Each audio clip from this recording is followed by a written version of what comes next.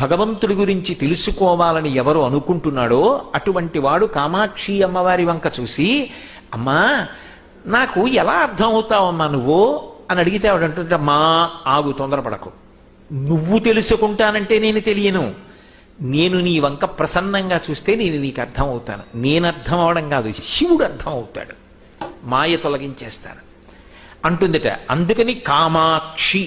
ఆ తల్లి ఏం చేస్తుందంటే మహామాయ అన్న అవనికని పైకెత్తేసి శివుడెవరో తెలిసేటట్టుగా చేస్తుంది. శీర్ఘాళి అని ఒక క్షేత్రం, జ్ఞానసంబంధ నాయనార్ మొట్టమొదట జ్ఞానం పొందిన క్షేత్రం అది. జ్ఞానసంబంధ నాయనార్ చిన్న పిల్లవాడిగా ఉండగా తండ్రి గారు సంధ్యావందనం చేసుకోవడానికి శివాలయంలోకి వెళ్ళాడు. పిల్లవాడిని కళ్యాణ మంటపంలో కూర్చోపెట్టి అర్ఘ్యం ఇచ్చి సంధ్యావందనం చేస్తా, ఇక్కడ కూర్చో అన్నాడు. వాడికి భయం వేసింది, కుయ్యో అన్నాడు. తండ్రి అన్నాడు, భయపడకు, అదిగో గోడ మీద పార్వతీ పరమేశ్వరులు ఉన్నారు కదా, అక్కడ వాళ్ళ వంక చూసి